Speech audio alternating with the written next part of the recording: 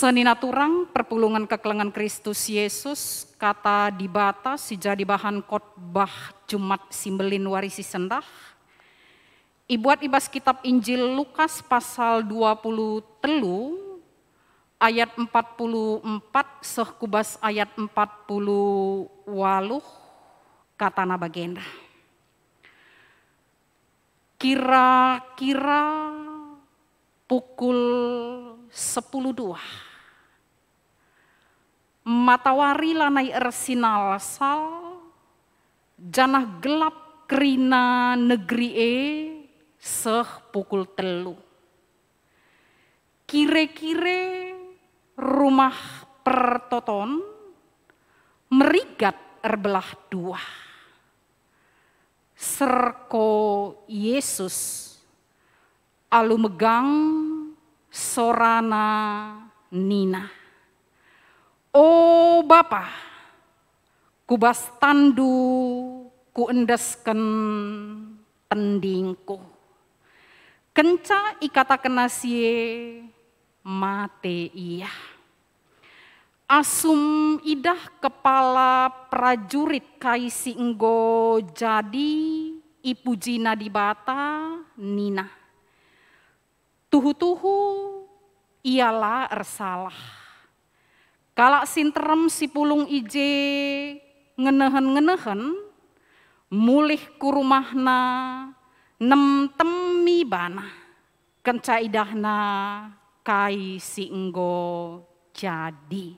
Seh jenda pengogen bahan khotbah alu tema ku endeskan tendingku, ku serahkan nyawaku. Salam mejuah-juah, salam sehat dan tetap semangat bagi kita semua.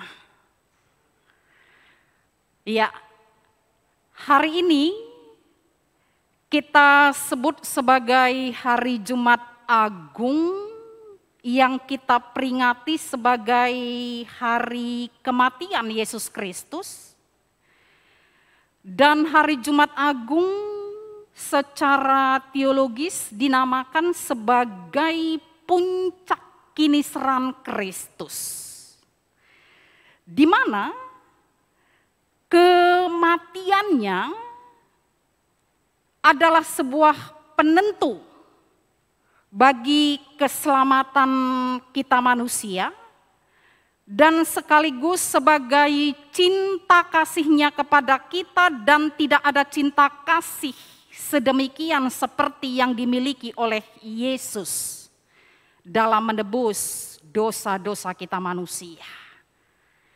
Iya, jadi puncak kiniseran, penentu keselamatan, dan bukti cinta kasih Tuhan nandangi kita.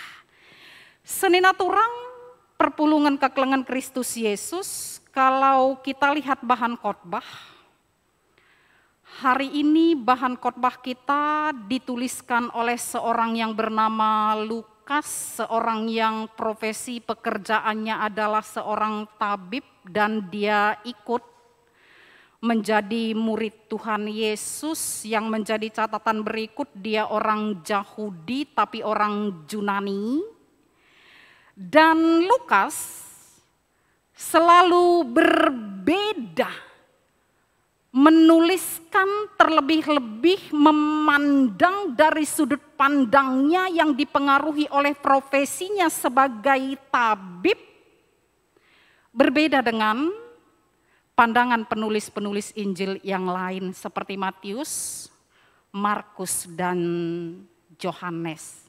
Dan Lukas, sang tabib itu adalah satu-satunya yang menuliskan bahwa ketika Yesus berdoa di Getsemane sebelum proses salib, peluhnya jatuh bercucuran seperti titik-titik darah. Melankolis dan seorang tabib yang agung. Maka saat itu kira-kira jam 12 siang sampai dengan jam 3 sore, 3 jam lamanya, kegelapan meliputi seluruh daerah itu. Matawari lanai ersinal. Sal catatan teologisnya, hal ini menunjukkan bahwa Yesus yang tersalib di atas kayu salib itu adalah benar-benar anak Allah yang menjadikan alam ini, yang menjadikan seluruh dunia ini, dan kegelapan selama 3 jam ini menunjukkan bahwa dunia tanpa Yesus adalah gelap. Dan ini menunjukkan bahwa Yesus adalah anak Allah, sang pencipta alam, dan alam ikut berduka karena kematian Yesus Kristus guna keterkelinan. Jangan pernah hidup di luar Yesus akan kegelapan yang ada. Dan jikalau dunia ini, alam semesta ini ikut berfenomena, ada tanda yang tidak lazim, ikut berduka atas kematian Kristus guna penebusan dosa manusia, apalagi kita seharusnya. Dan di sepanjang sejarah kehidupan dunia sejak ada, tidak pernah Jumat Agung tidak mendung dan tidak hujan. Kita nantikan nanti jam 12 sampai jam 3. Dia benar-benar adalah Yesus, dan di luar dia yang ada adalah kegelapan. Narasi Lukas diteruskan dengan kemudian bahwa kegelapan itu diikuti dengan tabir bait suci terbelah 2. Kire-kire rumah pertoton merigat jadi 2. Ruang Maha Kudus yang selalu dibatasi dengan kire-kire dengan ruang kudus, dan biasanya ruang Maha Kudus hanya boleh dimasuki oleh imam-imam dan umat yang ingin berdoa. Imam yang mendoakannya yang masuk ke ruang Maha Kudus merigat. Kematian Kristus lagi-lagi menunjukkan bahwa tidak perlu ada sekat-sekat di antara kita. Tidak perlu ada pemisah, semua ditebus, semua biji mata Tuhan, semua dicintai oleh Tuhan. Dan kematian Kristus sekaligus memproklamirkan bahwa kita semua, siapapun dia yang percaya kepada Tuhan, bisa langsung berkomunikasi dengan Tuhan, bisa berdoa langsung kepada Tuhan tanpa harus melalui perantara. Puji Tuhan. Jadi lanai lit ala senta, lalit sinotoken aku.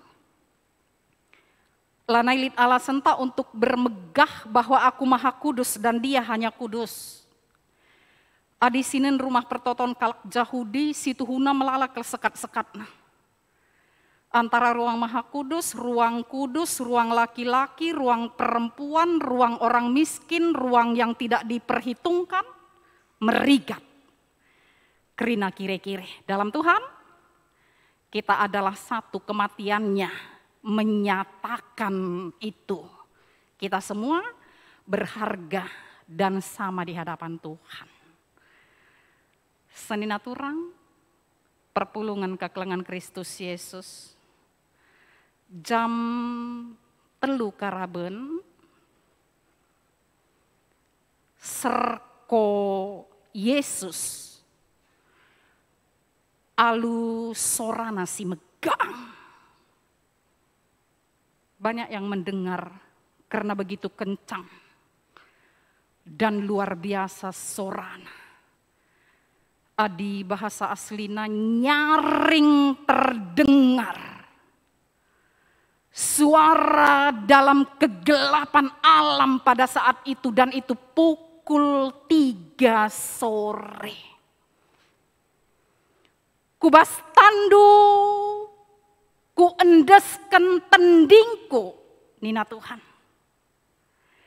Ke dalam tangan-Mu ya Bapa, ku serahkan nyawaku.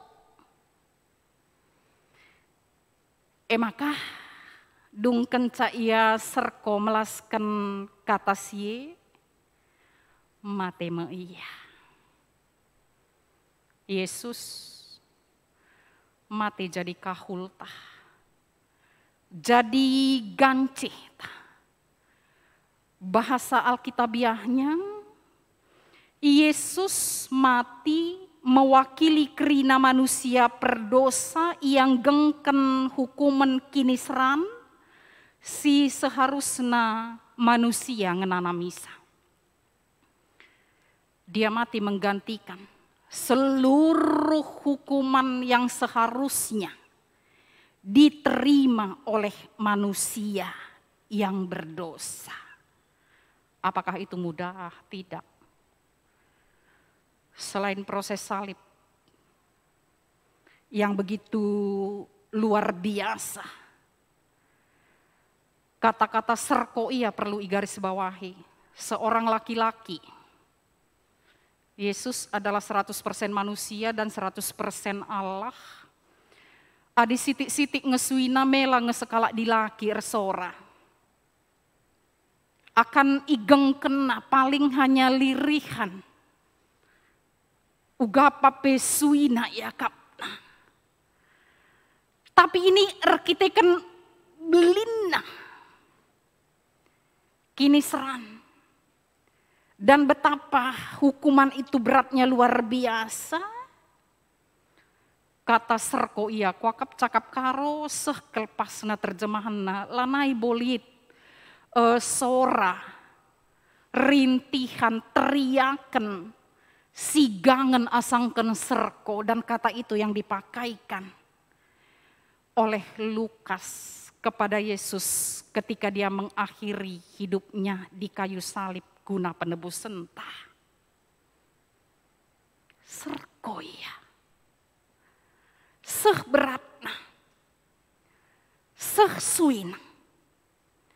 Tapi krina sie igeng kena sekaligus ini menunjukkan kepatuhannya kepada Bapaknya seumur kegeluhanna. Endape catatan mendalam bagi kita. Mungkin kadang berat penderitaan itu.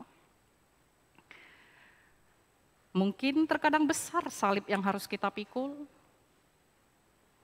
Tapi belum seberapa dengan Kristus disalib di Golgota. Tapi silakan serko kepada Tuhan. Asa gegeh ukur kengasuh pentah. Katakan kundaskan kerina perbebaan salibku kempak kam Tuhan. Dan sekaligus setialah kita. Ibas erkini teken kempak di bata seumur kegeluhan ta seh mateta. Mari setia kepada Tuhan. Ini pelajaran iman yang Tuhan tunjukkan yang perlu kita renungkan secara mendalam di ibadah kita Jumat Agung pada hari ini. Oke, ada beberapa catatan tambahan khotbah. Si banci sinon arah peristiwa kematian Kristus. Orang banyak itu memukul-mukul dirina, sementara kepala prajurit itu memuji Allah. Kepala prajurit Romawi yang sama sekali tidak pernah memuji Allah, kematian Kristus merubah dia dari yang menghina, menyiksa, memukuli Allah, menjadi memuji Allah. Ini pertama sekali terjadi. Dan ini adalah benih berita si meriah. Bibit-bibit Injil, turah, ibas peristiwa kematian Kristus. Jadi percayalah, seperti seorang prajurit, tidak ada ragu lagi, ada pujian, ada iman yang teguh, dan orang banyak pada waktu itu yang menyaksikan proses salib, nem temibana, mukuli diri sendiri. Ini adalah gambaran orang yang sangat menyesal dengan apa yang telah terjadi atau apa yang telah diperbuatna erkadiola kali ia. Ini sekaligus juga menyatakan bahwa kematian Kristus jadi peluang bagi kita untuk menyesali kesalahan kita dan untuk adanya sebuah pertobatan baru di dalam hidup kita. Seperti orang banyak. Malah perlu kelusur kita nemtemi bana. Tidak perlu selalu menyesal. Hari ini diingatkan gelah ulah kita rusur nemtemi bana menyesal. Erkadiola, mari hati-hati, ibas kita berbuat, ibas kita ngelakukan perbahanan-perbahanan, dan selalu ada pertobatan sejati, hari demi hari, sehingga kita semakin hari semakin disempurnakan seperti Kristus Yesus. Seninaturang, perpulungan Kristus Yesus, kesimpulannya, Yesus menyerahkan nyawanya bagi kita.